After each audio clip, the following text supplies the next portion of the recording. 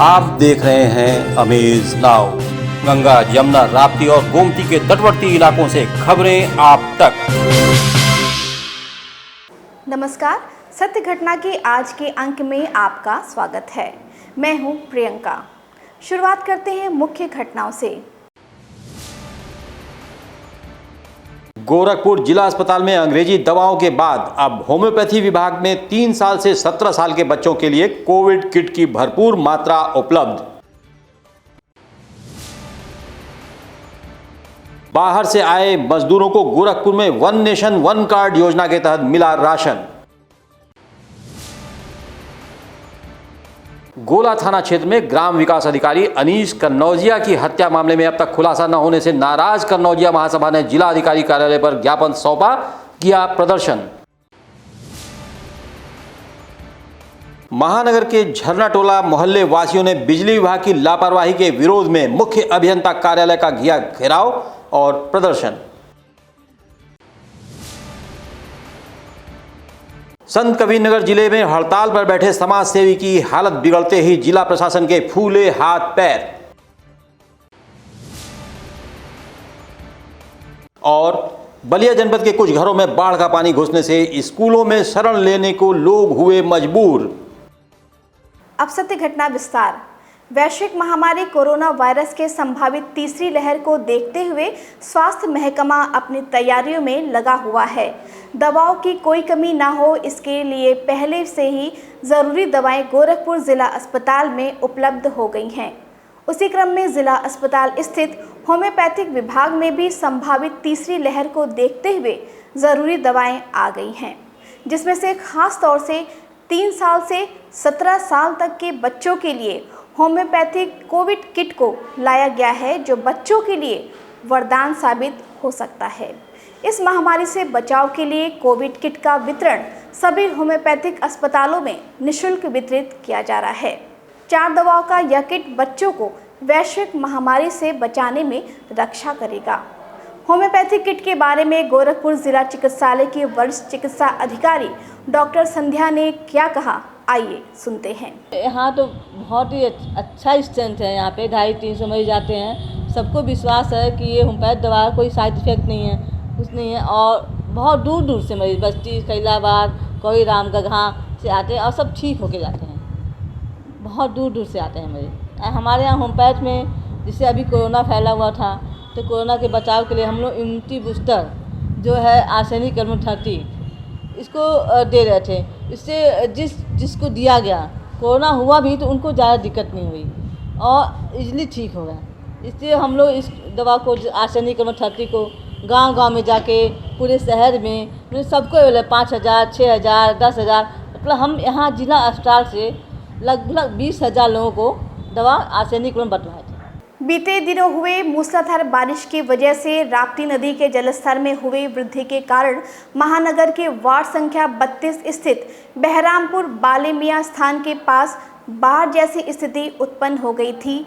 चारों तरफ पानी ही पानी लगा हुआ था, लेकिन पिछले कुछ दिनों से राप्ती नदी का जलस्तर कम होने के बाद यहाँ के लोगों को अब जल जनित बीमारियों का खतरा मंडराने लगा है। बाढ़ का पानी हटने के बाद से पूरे क्षेत्र में जगह जगह गंदगी का अंबार लगा हुआ है और नगर निगम प्रशासन और स्थानीय पार्षद की तरफ से यहाँ पर किसी भी प्रकार की डस्टिंग, सैनिटाइजेशन व साफ सफाई की व्यवस्था नहीं की गई है। यहाँ नालियों की जल निकासी की भी कोई उचित व्यवस्था नहीं है, जिसकी वजह से यहाँ के नागरिकों पर संक्रमण का खतरा मंडराने लगा है। इस संदर्भ में स्थानीय नागरिकों से नगर निगम की उदासीनता के बारे में पूछा गया तो उन्होंने क्या कहा, आइए सुनते हैं। दिक्कत है, गंदगी है, बच्चों का जैसे तबीयत ज़्यादा ख़राब हो रहा है, किसी को बुखार, सियान को भी और बच्चों को भी जो है, हाँ ये सब समस्या है। अच्छा, यहाँ के जो जनप्रतिनिधि सभासद है इधर आते नहीं क्या? नहीं, बहुत कम आते हैं।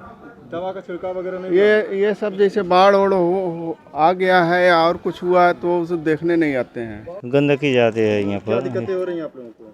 ये नाली वाली नहीं बन पा रहा है, नाली वाली बन जाता है तो बढ़िया रहता है। गोरखपुर जनपद में वन नेशन वन कार्ड योजना बहुत ही कारगर और लोकप्रिय साबित हो रही है। केंद्र सरकार द्वारा one nation one ration card योजना से देश और प्रदेश में किसी भी स्थान पर जाकर राशन लेने में मदद मिलेगी। गोरखपुर मंडल से सटे महाराजगंज, देवरिया, सिद्धार्थनगर, कुशीनगर, बस्ती, संत कबीर नगर एवं बिहार के सीमावर्ती इलाकों से आए हुए मजदूर एवं कामगारों को यहां पर वन नेशन वन कार्ड के तहत राशन मिल रहा है और वे प्रधानमंत्री नरेंद्र मोदी द्वारा लाए गए इस योजना से काफ़ी खुश भी हैं। लाभार्थियों का कहना है कि वन नेशन वन कार्ड से हमें अपने घर से दूर यहाँ भी राशन आसानी से मिल जा रहा है, जिसमें हमें कोई परेशानी नहीं हो रही है। मेरा नाम है नरेश राम, सीतामढ़ी के रहने वाले हैं। मैं छोला भटूरा का दुकान करते हैं। अपना गोरखपुर में हम रहते हैं। राशन से सब मिल जाता अच्छा से और अब हमको कोई दिक्कत नहीं है। मैं बिहार का रहने वाला हूं और यहाँ गोरखपुर में रहता हूं और यहाँ पे हमको राशन मिलता है। इसके लिए मैं प्रधानमंत्री जी का बहुत आभारी हूँ। इस संबंध में जिला क्षेत्रीय पूर्ति अधिकारी अजय सिंह ने बताया कि इस योजना से डुप्लीकेट एवं अयोग्य राशन कार्ड सिस्टम से हटाया जा सकेगा, जिससे राशन का लीकेज रोकने में आसानी होगी। अगर हमारे गोरखपुर का कार्ड धारक है तो अगर बिहार रह रहा है या महाराष्ट्र रह रहा है तो वहाँ जाकर वो राशन ले रहा है। और इसमें एक और ये बहुत अच्छी सुविधा है कि मान लीजिए कि 5 यूनिट का कार्ड है तो उस 5 यूनिट में 4 यूनिट उसका गोरखपुर रह रहा है और 1 यूनिट आपका जो बाहर जहाँ कमा रहा है वहाँ रह रहा है, तो 4 यूनिट का राशन वो यहाँ भी ले रहा है और 1 यूनिट जो बच जा रहा है वो राशन वो वहाँ ले लेता है। ये बहुत अच्छी इसमें सुविधा है कि जो जितना मतलब एक ही कार्ड में अगर जो 2 जगह लोग रह रहे हैं तो दोनों जगह से वो राशन ले सकता है। ये सुविधा है। विगत 24 जुलाई को गोरखपुर जनपद के गोला थाना क्षेत्र स्थित गोपालपुर चौराहे पर हुए ग्राम विकास अधिकारी अनीस कन्नौजिया की हत्या और पुलिस द्वारा कोई कार्यवाही न किए जाने से आक्रोशित कन्नौजिया महासभा के पदाधिकारियों ने जिला अधिकारी कार्यालय के समक्ष जाम कर प्रदर्शन किया और अपनी मांगों से संबंधित ज्ञापन जिला अधिकारी को सौंपा। प्रदर्शन कर रहे पदाधिकारियों का कहना है कि हत्या के 1 हफ्ते बाद भी प्रशासन द्वारा ना तो कोई ज़रूरी कार्यवाही की गई है और ना ही पीड़ित परिवार को किसी भी प्रकार की आर्थिक सहायता प्रदान की गई है, जबकि प्रशासनिक अधिकारियों ने उन्हें आश्वासन दिया था कि पीड़ित परिवार को न्याय ज़रूर मिलेगा। मीडिया से बात करते हुए कन्नौजिया महासभा के प्रदेश उपाध्यक्ष श्याम कुमार कन्नौजिया ने बताया कि पुलिस द्वारा असली हत्यारों को बचाया जा रहा है। कोई अभियुक्त मेन है, बाकी लोगों को एक मतलब संदेह के तहत बैठाया गया, गिरफ्तार किया गया है। जो मेन मुलजिम है उनको बचाया जा रहा है, उनको कहीं न कहीं उनको संरक्षण मिल रहा है। इसलिए मैं अब मांग करने आए प्रशासन से संरक्षण बंद करके उनके खिलाफ कार्रवाई करें, जिससे उनके गिरफ्तारी उनके परिवार को न्याय मिल सके और अनीस कन्नौजिया के परिवार को सुरक्षा भी मुहैया कराई जाए। महानगर के झरना टोला में विद्युत विभाग द्वारा तार लगाने को लेकर बढ़ती जा रही अनियमितता और अवैध धन उगाही के विरोध में मोहल्ले वासियों ने भारतीय जनता पार्टी के महानगर उपाध्यक्ष रमेश गुप्ता के नेतृत्व में मोहद्दीपुर स्थित मुख्य अभियंता कार्यालय के समक्ष जाम कर प्रदर्शन कर अपना रोष व्यक्त किया।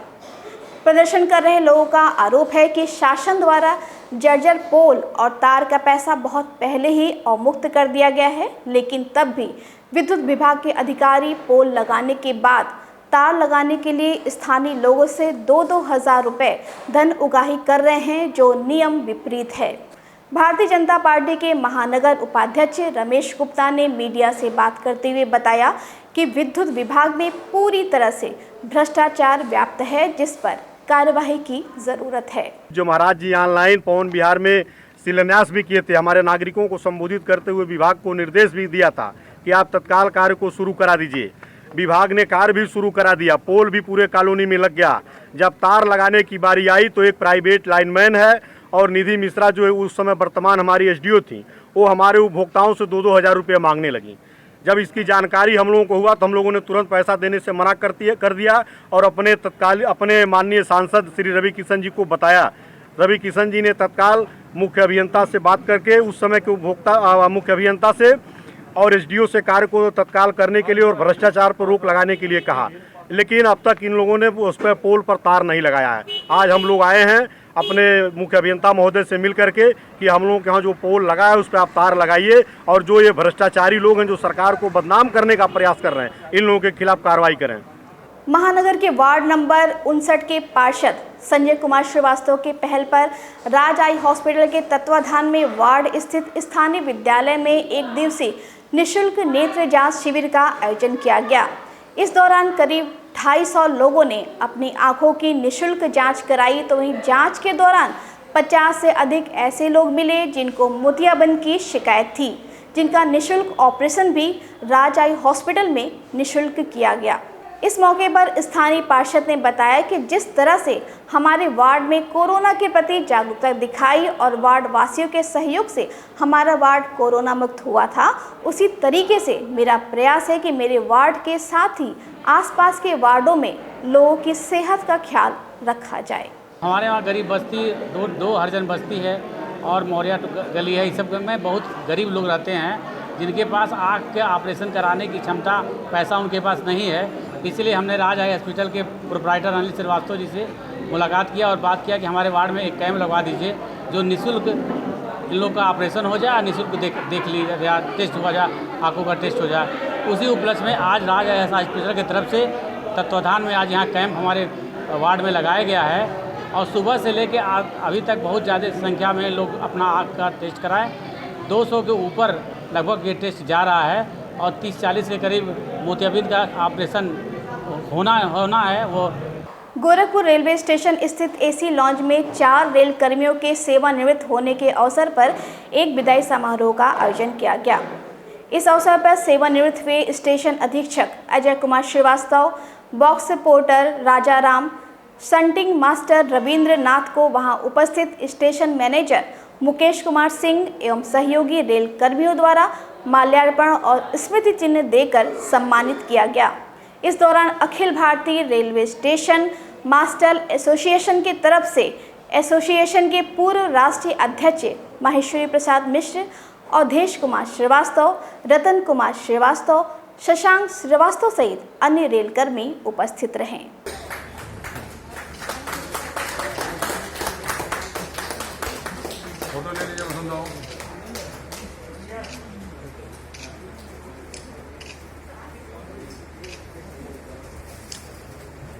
इंटरमीडिएट बोर्ड के परीक्षा के परिणामों से असंतुष्ट कार्मल गर्ल्स इंटर कॉलेज की छात्राओं ने जिलाधिकारी कार्यालय के समक्ष जमकर प्रदर्शन करते हुए अपनी मांगों से संबंधित ज्ञापन जिलाधिकारी को सौंपा। प्रदर्शन कर रही छात्राओं का कहना है कि विद्यालय प्रबंधन द्वारा यूपी बोर्ड के आदेशानुसार कक्षा 10 के 50% और कक्षा 11 के 40%, कक्षा 12 के प्री बोर्ड से 10 अंक जोड़े जाने थे, लेकिन विद्यालय प्रबंधन ने ऐसा कुछ नहीं किया, जिसके कारण हम छात्राओं को कम अंक मिला है, जिससे हम लोगों को आगे के कक्षाओं और प्रतियोगी परीक्षाओं में बैठने में दिक्कत होगी।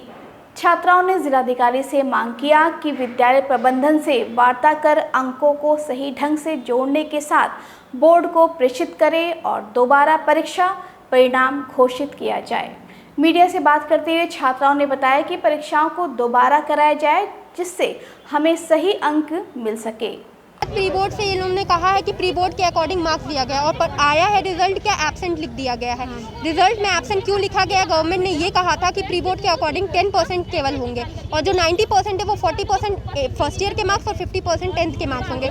वो स्कूल में हम लोग कंप्लेन करने गया गया, ऑब्जेक्शन किया गया, उन्होंने कहा कि 10th के मार्क्स गवर्नमेंट कोई नहीं, वो हम लोग की गलती नहीं है, गवर्नमेंट की गलती है। तो आखिर कंसिडर क्यों किया ही गया? गवर्नमेंट पेपर में निकाल रही है 50% 10th के मार्क्स और 11th के मार्क्स 40% और 10% प्री बोर्ड के मार्क्स आखिर निकाली ही क्यों अगर गवर्नमेंट गलत है? और ये तो सारे ऑब्जेक्शन स्कूल की तरफ से किया जा रहा है। ऑब्जेक्शन कह रहा है इसमें मैं कोई जिम्मेदार नहीं हूँ। 10th में हम लोग का 82% था, 80 अबव थे। अब हम लोग का एब्सेंट मार्क हो गया, हम लोग का तो फ्यूचर का सवाल है ना।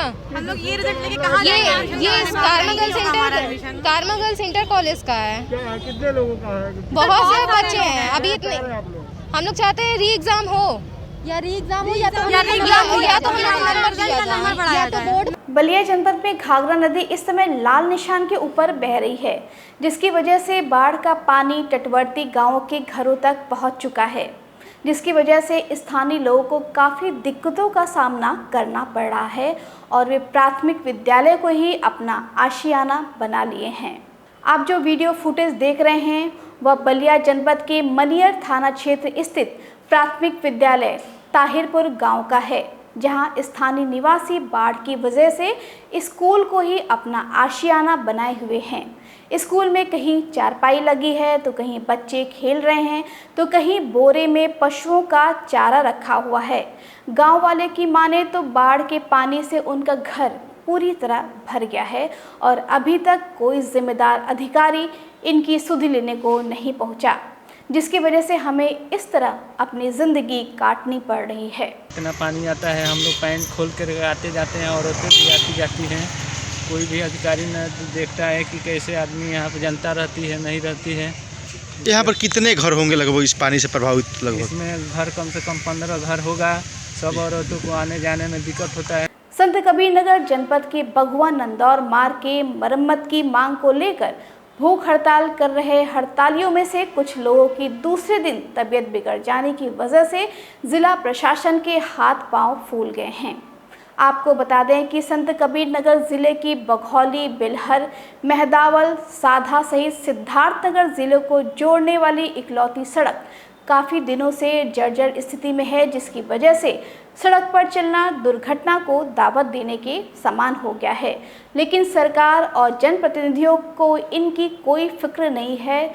थक हार कर उक्त सड़क के मरम्मत की मांग को लेकर बीते 1 अगस्त को समाज सेवी विजय प्रताप सिंह अपने सहयोगियों के साथ भूख हड़ताल पर बैठ गए थे। उसी क्रम में भूख हड़ताल के दूसरे दिन उनकी तबीयत बिगड़ने की सूचना से जिला प्रशासन के हाथ पांव फूल गए और आनन फानन में बखिरा थानाध्यक्ष चंदन कुमार को मौके पर भेजकर स्थिति को जायजा लेने भेजा गया।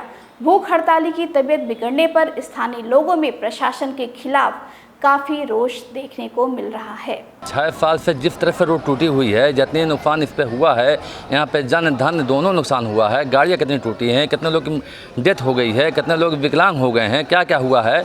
लेकिन हमें तो इतनी उम्र में हमने कभी, हमारी भी उम्र 59 साल होने जा रही है, मैंने अपनी उम्र में इतनी ख़राब रोड कभी नहीं देखी थी जितनी ख़राब रोड इस समय रोड है।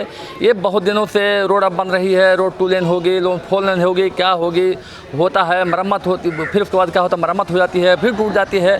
मरम्मत जब होती है, इधर मरम्मत होती जाती है और पीछे टूटती रहती है। मतलब मानक का तो बिल्कुल धज्जी उड़ा के काम होता है।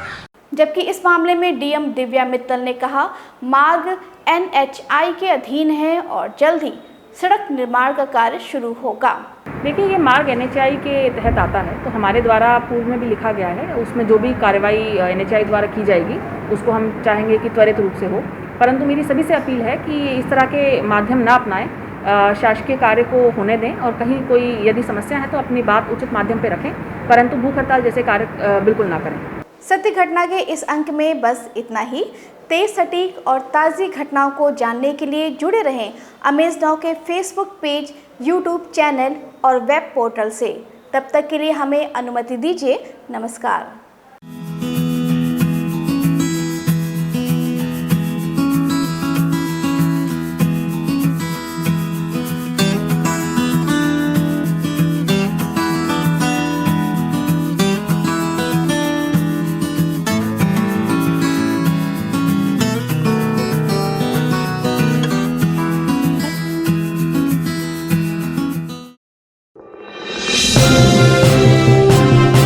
आप देख रहे हैं अमेज नाउ। गंगा, यमुना, राप्ती और गोमती के तटवर्ती इलाकों से खबरें आप तक।